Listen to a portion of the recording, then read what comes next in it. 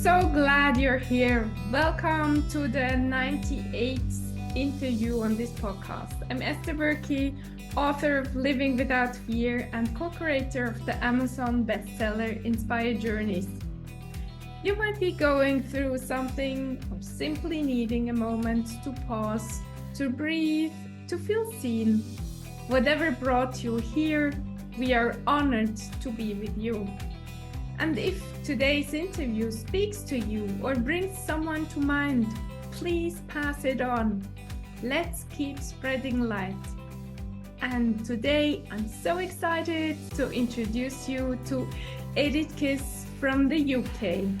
She is a holistic mentor, success habit coach, #1 best-selling author, Humanitarian Award winner, and international speaker.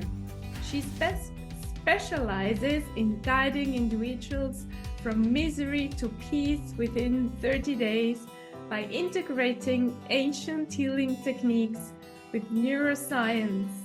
Her journey from a 15-year career in petroleum engineering to holistic healing exemplifies her commitment to transformation and personal growth. Welcome to the show, dear Edith. Hi, Esther. Hi, everybody. Thank you so much for having me. So let's start with the usual question. What has been your turning moments in life, Edith? I think the first turning moments was when I suffered from panic attack the first time, and that led me to spiritual practices like Reiki and family constellation therapies and other exercise retreats where I was looking for some natural remedies for my issues. I didn't want to take medication, and I just was looking for something better. And that's how I got into these healing modalities. And I also realized how much they can help me with other issues besides panic attacks, even relationship issues or other health issues. So I really fall in love with that. And it became my hobbies first. As I was an engineer, it was like a hobby. It was like a sanctuary for me beside. And then where I had time or a weekend, a free weekend, then I just joined a retreat or I joined a family constellation therapy, and that's how it was. And I had another turning point in 2018 when I was introduced totally accidentally. I mean, we know there is no accident in the universe, but basically I wasn't searching, I wasn't needing, I wasn't feeling like I need something else, but it appeared to me and then it showed me that yes, actually I still need something else. So that was the karma yoga healing, which was introduced by Sumant Kaul from India, and he came to Hungary that time for doing a 3 days course. And I was invited there to translate, and I was shocked about the results of the meditation. I was shocked about what I was listening to, and I felt so calling and I felt so aligned with it that I was like flabbergasted. And then I knew that I want to learn more about it. And then eventually when I tried it on myself in my situations, it was just pure magic. It was really powerful, and that was guided me to actually switch from engineering to healing, to help others to get healed. Yeah. And how did you dare to switch? Because I guess it wasn't an easy decision, was No, it? no, no, no, obviously not. So when at the first time, I first called to move to London. So that was the first thing. So I moved to London, but I still kept my engineering contracting position, which I was doing distance. So I kept that. I moved to London. I established my healing business at the side. So it was kind of like a side hustle. And I was doing that for a year. But then after a year, I felt really heavy and disconnected from my engineering career. I literally was looking at the spreadsheets and the programs, and then I felt like I can't do this anymore. And guess what? That was my last report I wrote, because later, like, my manager just called me and said that we can't give you more projects. It was just like at the same time when I was saying, I feel like I can't do this anymore. So the universe was just like, okay, here you go. So I was released from that. Mm. And I guess it started with panic attacks. Did it come from, or how was your family background? So the panic attacks, when it happened for the first time, I was abroad alone traveling, and I love traveling, and then I love exploring the world, living in different cultures. So that time I was in Mexico, and I had no idea about that it relates to any traumatic experiences or it relates to anything. And then later, even when I was working with the Reiki energies or I was working with family constellation therapy, it was more like about managing it. It was more like about how not to get into that state or how to manage it when I reach that state. And I was still having it on and off, in every couple of months. And I also had the two children at the times, like I was also became a mother twice. And then when I got to know the karma yoga healing, that's when I started really the deep healing, going deep into the memories. But I can't tell you what was the memory which was related to panic attacks because it was such a long time ago, like 7 years ago. I don't remember. I don't remember exact memories which came up, but what is happening with my clients is, and with me as well, that if I feel like I need to heal something because I have a trigger or I have a something bothering me, frustrate me, I do the healing, then it's the unconscious mind is showing me those memories, which needs to be released. And then I will just need to go through those memories and release them. And it can be even an innocent memory from childhood, like, for example, going for the first time to the kindergarten, and then feeling abandoned or feeling lonely or feeling, strange with strangers or whatever it is. That could be even a situation. It happened to some of my clients. So, yeah, sometimes when people tell me, like, oh, I don't remember any trauma from my life, so probably I don't need healing. It doesn't need to be a horrifying, terrifying, an abuse or something. It can be an innocent memory, but if you actually in this lifetime, right now, you are reacting when something happens, some triggers, and then you are reacting with anger or some sadness or betrayal or some reactions, negative emotions, then it's a sign that you have actually something to heal. Mm.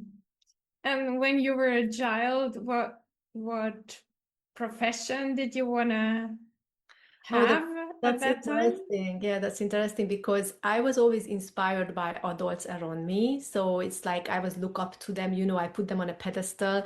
So when my favorite adult was actually a violin teacher, I wanted to become a violin teacher. When my favorite adult was a German teacher, I wanted to become a German teacher. So that was my grammar school kind of time. But then when I went to secondary school, I was fascinated about geology and history. I wanted to, but I knew that I don't want to be a history teacher because I was smart enough to know that they don't make too much money. So I was like, okay, then I'm not going to be a history teacher. So something with geography, something with travel. I was excited for travel because my father loved to travel and he took us on amazing vacations in every summer to foreign countries. Even, we were in like in the social side of the Europe. We always had amazing vacations. And so it showed me that every country, every culture has something fascinating to show and then to learn from them. So I was about that, like what to choose to travel, geography, history, and then I also was very good analytical. I had very good analytical skills, so math, physics. So eventually, that's how I chose petroleum engineering because that was matching those skills and those desires to travel and then to explore. Mm. Oh, very smart.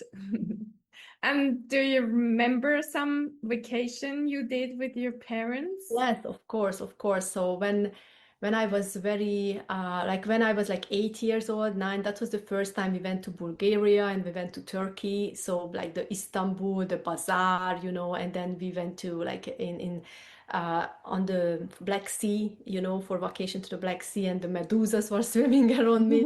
So it was all amazing. And then a couple of years later, we went to Greece. And then for me, like at that time in Hungary, we were still in the communist era, and then everything you had only one kind of ice cream, one kind of, I don't know, eraser, one kind of bread, everything was just one kind.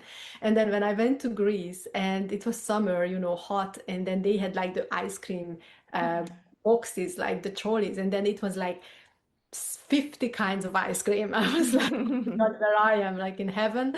So it was like insane. So that's how I got connected with cultures. Like, oh my God, it's so beautiful, it's so amazing, it's so much offering, so much possibilities. And what do you think? What did traveling teach you as well It's for also, you?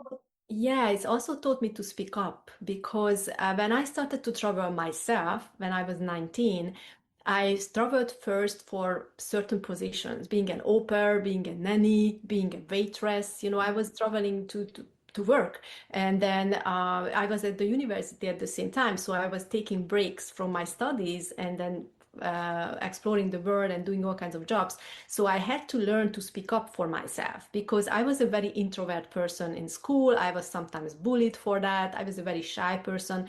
So then I had to learn that if I don't speak up, I don't get what I need, or I'm gonna be in despair, or something happens to me.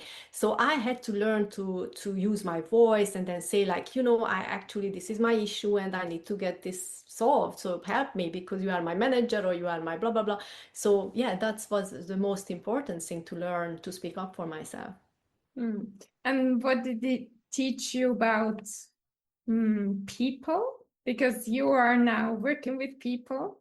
Yeah, so the one of the culture shock was when I was in the US, and everybody say like, "Oh, Americans are so surface people," but I love the culture that they are so positive. They are so smiling and loving, and they, they call you on, and, like they talk very nicely, like they use very polite words. They actually showing affection. It's just like contrast to my country, to the social and European cultures where we were so strict, we were so straightforward. We were like, we would say, I want that. They would say, I would love to have that. That's the difference, and living with them for a while in the US, it taught me that kind of way. It's actually brought out my real self because I want to be affectionate, I want to be kind, I want to be loving, but I couldn't with my cultural background or with my vocabulary.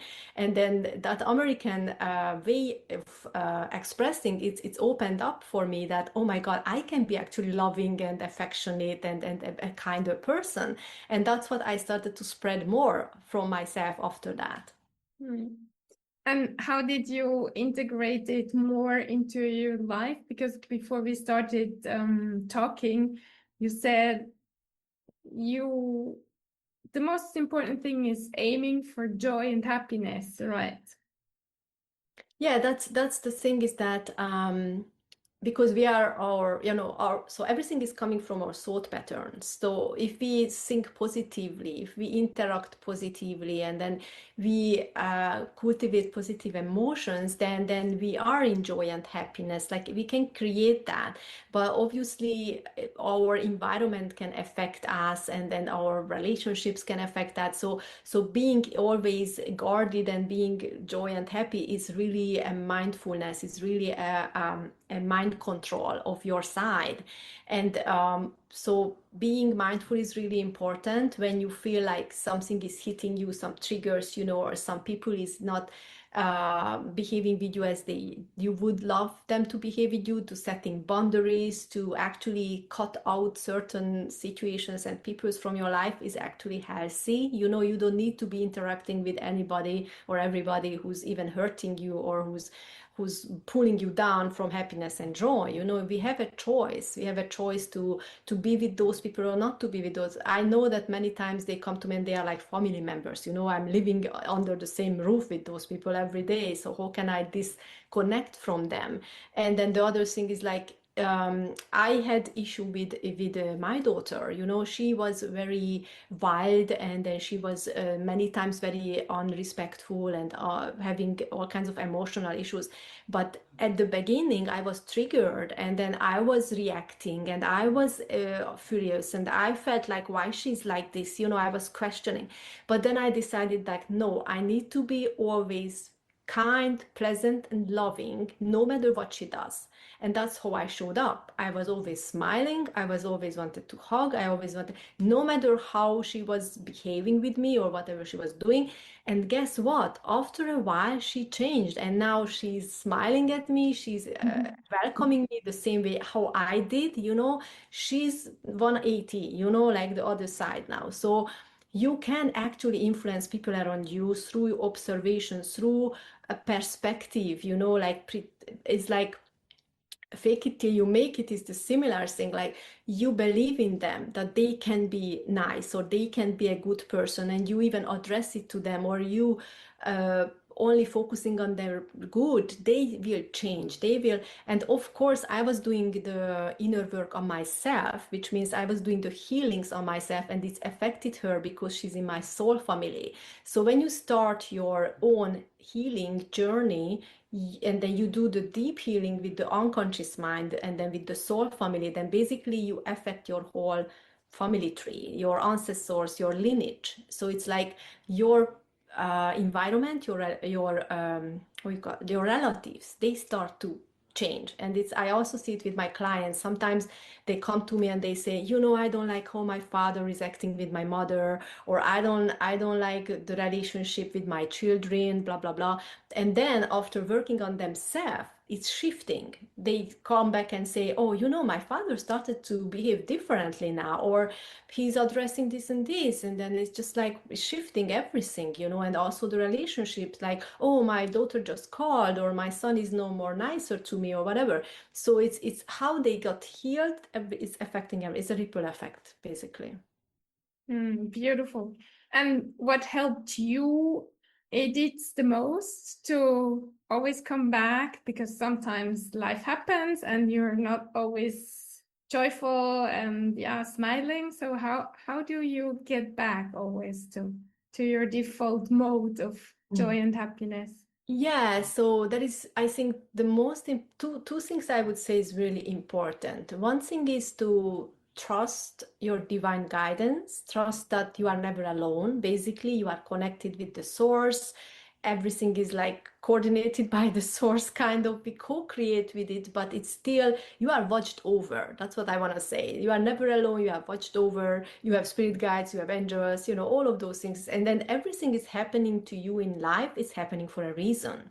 So if the tough time, you just need to go through, because there is always like up and down. It's always like this. So there is sometimes down, there is sometimes up. It's always like you just need to go through the tough one, before you get to the good. But basically, every morning you wake up, there is always something you can be grateful for, even for your food, even for your clothing, even for your shelter or whatever it is, the sun is shining or whatever it is, you have something to be grateful for. Just count your blessings. If you can't, feel good about yourself or something about you, just count your blessings. And then the other thing which helped me is source memory healing, basically, which I learned from the Karma Guru I talked about, Sumant Kaur. Because this source memory healing, what happens is that, let's say, when was the last time I did a healing on myself? Because I remember 7 years ago when I learned this technique, I was doing healings very often, because there was always something going on. And then sometimes I even, when I didn't do the healing, I was suffering a lot, because how I was experiencing these tools is that we were on a 3 days course, but then there was nothing, right? And then there was another 3 days course later, a couple of months later, and there was nothing. Like there was no connection, or there was no holding hands or mentorship between, So that's why I created my group community, where people going through these healings, but I'm always there for them, to tell them, to remind them what you need to use, what you need to do, because just to know the tools is not enough, because sometimes you forgot to use them. Sometimes you go into the rabbit hole and you stay there instead of using it. So it's that's how I was at the beginning. And then I realized that I need to use this all the time when I get frustrated, because I don't want to be frustrated. So what happens is, like, half of my brain is happy, flappy, going forward, moving forward, empowered, but the other half is just like running on a cycle, like thinking about something like, oh my God, why that person did that? Why is it not happening? Why is, something frustration. But as soon as I do the healing with the source memory healing, which means, okay, this is the situation, this is bothering me, this and these are my emotions. What's the root? Okay, we found the root, we release the root. Okay, immediately it's gone. It's like shh. And then your brain is just woo. It's like again, it's like clear and then just good. That's why it needs to be done all the time when you feel it, because then it's just, is if it's there for days, it's really bad for you because it's just blocking you from many things, many things. Hmm. And what is your morning practice or your evening practice? Yeah, so I do a meditation every morning. One of my favorite meditation is ancestral defect release. So it starts with samadhi, which means I am actually activating my pineal gland and getting into transcendental state. And then I am actually accessing a higher realm where I am connecting with the spirit guides, with ascended masters, and also with soul family, with my soul family, and release all the spirits from my environment who can keep me heavy or who can actually bother me. So it's a big cleansing meditation and healing meditation I do every morning. That's my go-to. And then I also do some exercise. It depends if it's good weather, I go out, jogging. I love jogging or walking in nature, or I just do exercise at home. And I also love my breakfast routine, which includes lots of superfood. For example, chia seeds, spirulina, flaxseed, pecan nuts, and I also eat some gluten-free granola because I have very strict diet. My diet is doesn't include any gluten, processed sugar, dairy products, alcohol, caffeine. Yeah, so I don't consume those. And it was actually came to me as a programming. So it's like I don't even need to force myself to follow this diet. So it's really easy for me. That's when I actually dropped 20 kilos when I was 42 years old because I was using the Reiki science on me for like 6 months. I just became a Reiki master at that time and I was using the highest, most powerful science for myself for 6 months. And suddenly I felt like a reprogramming like overnight. And the next day I woke up and I knew I can't eat these things anymore. I just knew it. It was so, I don't know, it was so clear. And then when I look at, for example, a donut or I look at a pizza, I know I can't eat it. It's like when you look at a dog food or you look at like a soap which smells like chocolate, it smells good or it looks good, but it's not for you. So that's how I relate to certain food. And it's easy because I don't have the cravings. And when I started, I was overweight. I was 73 kilos after 2 kids, after sitting in jobs, 9 to 5 in an office, driving my car all the time. So I was really devastated how I looked. And when it happened to me, it's like in 10 months, I dropped the 20 kilos because every month there was melting off 2, 3 kilos due to the new diet. When someone wants to lose weight, it's not about exercise. It's only 20% is about exercise. The 80% is about diet, what you eat. And that's what happened to me. And then I was really happy. I went from size L to size S, literally. And you never have cravings now? I mean, I love sweets, but I check the labels. I check the labels and then I only eat. I'm so grateful because in UK you have so many opportunities to eat, for example, a chocolate with coconut sugar, not the processed sugar. They don't Mhm. they use coconut milk, not dairy milk. If you look at a chocolate, I just bought it actually yesterday. I bought a chocolate for myself in a special shop where they have all kinds of healthy products and it has no dairy, no gluten, no processed sugar. So it's good for me, basically. I can eat it. So I always check the labels, make sure, and then I know what to eat. If I go to a bakery, I can't really buy anything unless I ask them, like, do you have a gluten-free bread or something, or some other products, but the other ones is like, no. And if someone is listening now and doesn't have any clue of their ancestors, of their guides, or whatever, I mean, you were mentioning a lot. I remember I was at the time, I didn't have any guides. I didn't know, well, I didn't believe that the universe has my back. So where do you start if you're like that? I have a 5 series masterclass, a free 5 series masterclass. I believe I also give you the link for that. So if people go through those 5 series masterclass, they can learn everything about this, like how they can connect with their guides, why is it important, how to actually feel good about themselves, or how to have a great routine or habits and all of those things. It's 5 videos, so it's a longer videos, like 1 hour, I think, or half an hour at least. So it's really helpful. And yeah, so I would say that it's really important to start opening the third eye, because what is happening if your third eye is blocked is one of your chakra. So you have like seven main chakras in your body, and the third eye chakra is one of your chakras, energy center.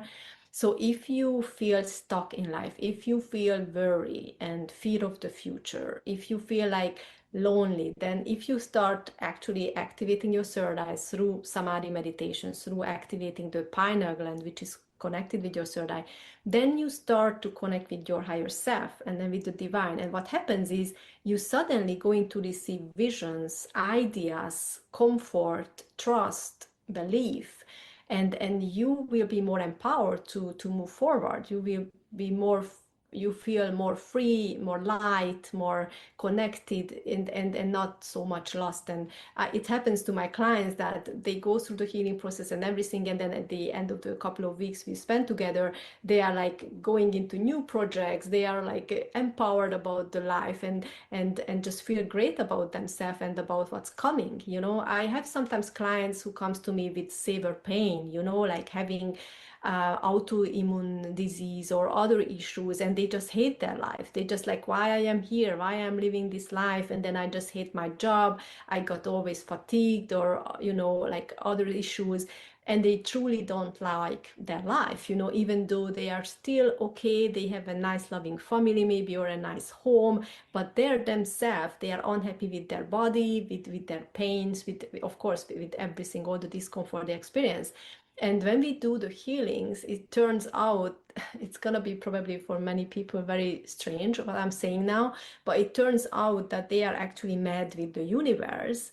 And because there was a certain time when they were choosing this lifetime, they didn't want it to come, and they were pushed to born to this life, and that's how they came into this life. And then they still have that rage, like, I didn't want to come, by the universe pushed me, and that's going through their whole life. So when we did the healing, they actually had to forgive to the universe, and then they also had to forgive to themselves, basically not knowing how to handle certain situations in life. And that's really important, the forgiveness in the healing. And after they went through this healing process, then they are more positive about their future. They are more positive and more happy about building something. Until that, they were so focused on their own misery. And then after that, they are like, yeah, I can do this, I can actually see something coming, or something I can build towards to. Mm. Have you always been so spiritual, or do you remember, was there a time where you didn't believe anything in that, in all of that? Yeah, I was told you about coming from communist country. We had no connection with God. My parents, they never went to church. I never went to church. I wasn't baptized. So we were just living our life, and then we were just focusing on our physical things, taking care of our stuff, and then setting goals, reaching our goals, being a good student. My mom was a teacher, so I had to always perform well. So basically, that's how it was. I never had a connection with spirit or anything. The only thing which I remember was a bit off from other people is I always had very vivid dreams. Every morning I woke up, I said I was like a whole story behind me. Like every night I was on a different adventure somewhere. So, and then I loved going to sleep because I knew I'm gonna have an adventure. And the next day I woke up and I told to my mom, and then I asked her, what did you dream? And then she was like, oh, about a bread. And I was like, okay, what was happening with that bread? And she was like, nothing. It was just there. I was like, okay. So it was like a huge difference between my experience at night than other people. And then I didn't even know it means anything, but it's like your spirit, your soul is actually having time in other dimensions or any other parallelities while you sleep. So That's what I know now. But back then it was just like a fun fact. And then when I was in my teenage years, that's when I started to seek more answers, and then because I loved the mythology and then I loved history, I also was thinking like, oh, I learned about Buddhism, Taoism, Christianism, and then Muslim, like everything. I was like learning about different cultures and also different religions. And I was like, oh, what if I pick one? Oh, Buddhism is so good. What if I pick Buddhism or Taoism? I was really felt close to Taoism as well, knowing that there is a source, and that you can reach the source and whatever and meditate. I really like that. And obviously, when I was even at a point when I nearly got baptized because I had a great connection with Mexico. I had an internship there. I spent lots of time in Mexico, and the people were there very religious. There was churches everywhere, Catholic churches. And when I came back from there, I had always dreams like going up to heaven, and then I was a chosen, and they showed me the Bible, and then they give me a Christ and stuff like that. And then I felt, maybe they want me to get baptized. So I bought a Bible, and then at the same time, I was living with a girl who was really religious, and then she even arranged me to be baptized.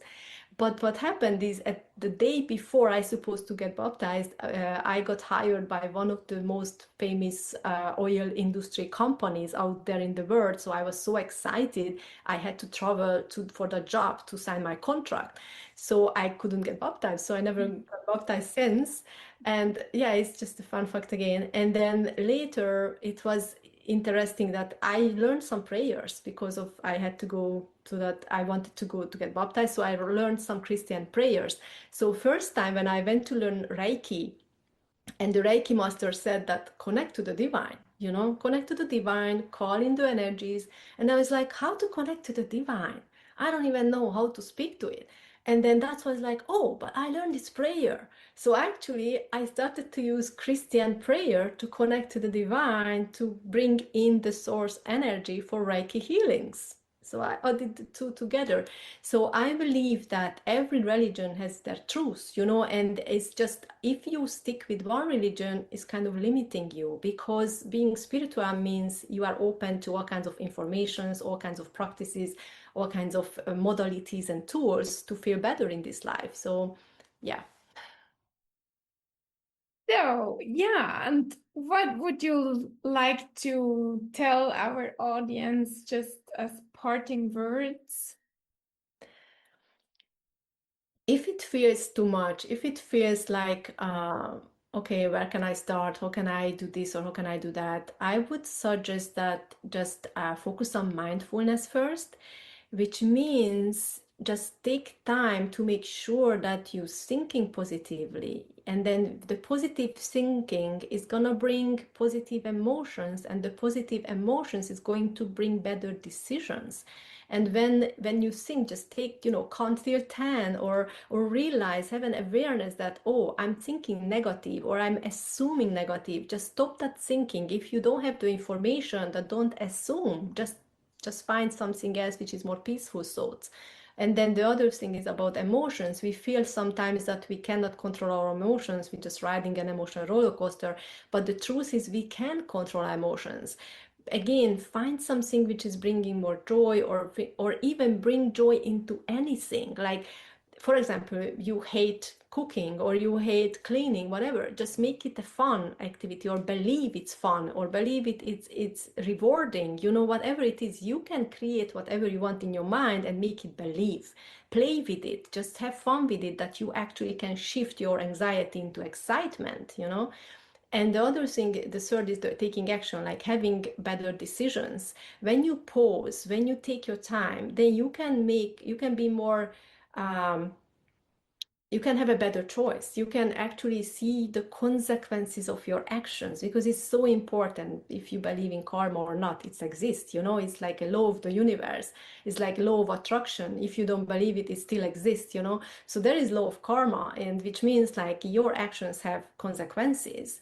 So before you act, make sure you know the consequences. You don't do karmic calls, or you don't, trigger people, or you don't, you know, hurt them or yourself, basically. So these are the basics. And then if you start like this, you're already gonna become a better person for yourself and for others.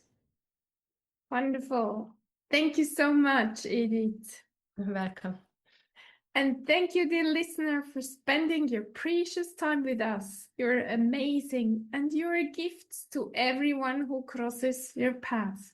And if no one has told you this today, let me say it again. You're worthy, you deserve to be loved, and you matter. Have an amazing day, and I'll talk to you